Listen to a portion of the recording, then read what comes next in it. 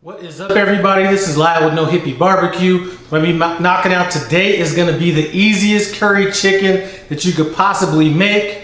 And the reason it's easy is because I'm using some red curry paste that was given to me by Thyron at T&T BBQ when he was out here from Iowa. I'm gonna leave a link to his channel in the iCard above and description below.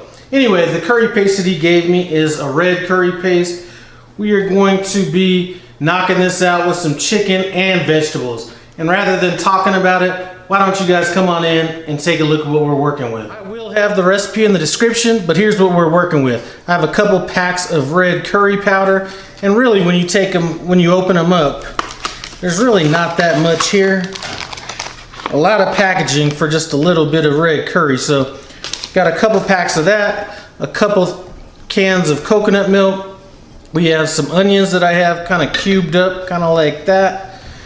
I have red, green, and orange bell peppers, and they're kind of cut up in chunks like that.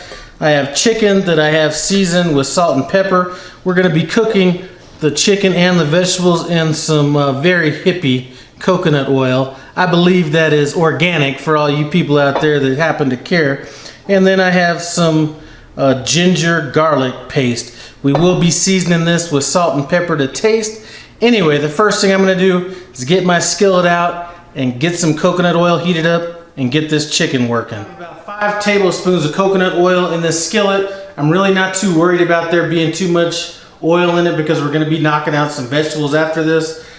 Just to give you kind of a frame of reference, I'm using about 4 chicken breasts, about 4.5. I thought these were chicken thighs when I thawed them out. I think it'll work great with either chicken breast or chicken thighs. I think a combination of the two would be awesome. Anyway, let's get this cooked down.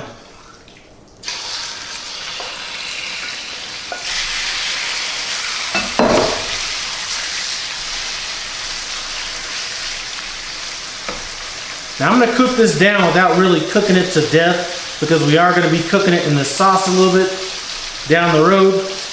I am gonna go ahead and wash out this bowl, and when this chicken is done getting cooked, we're gonna put it right back in this bowl. So now we've cooked this chicken about as much as I want it done. And that was about 8 minutes, I'd say. And I was about on a medium heat on this. We still have some oil and juice left over. That's gonna be what we go ahead and cook our vegetables in.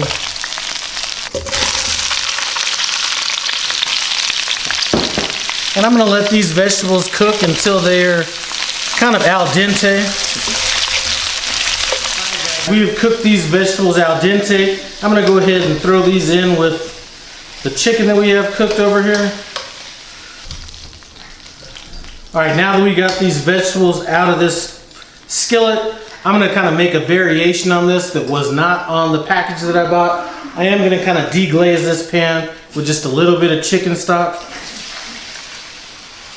Just a little bit. And now we're gonna go ahead and add our coconut oil.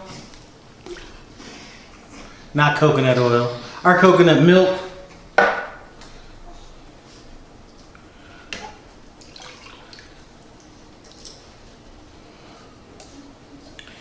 And you know what? Looks like there's all kinds of goodness on this lid. We're just gonna go ahead and kind of mix this in for a little bit.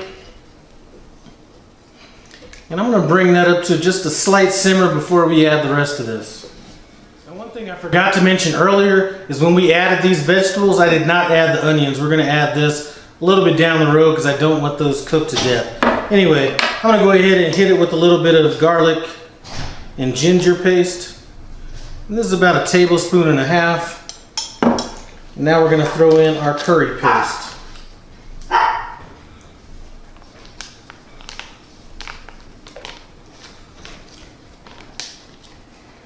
And I'm going to turn this down just a little bit. This is coming up to a nice little simmer, so I'm going to put it on low. Like I said, I have it on low, and I'm going to let this simmer for about 5 minutes before we add everything back in.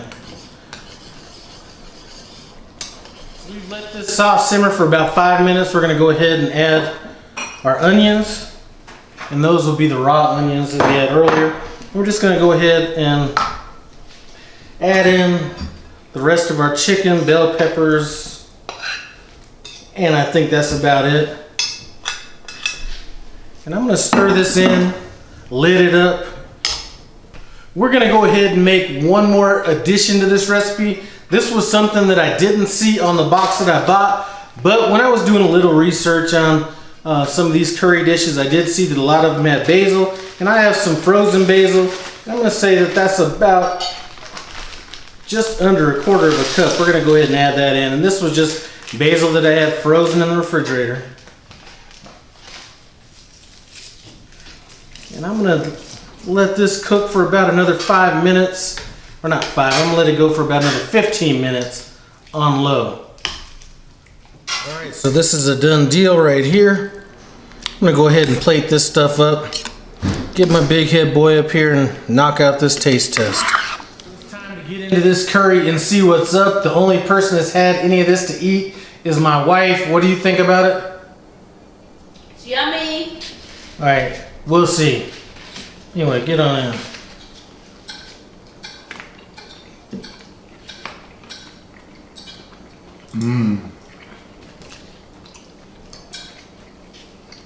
What? It's got a good slight heat to it. The sauce is perfect. The chicken's nice and tender, but vegetables are nice and crisp and they ain't soggy. It's great.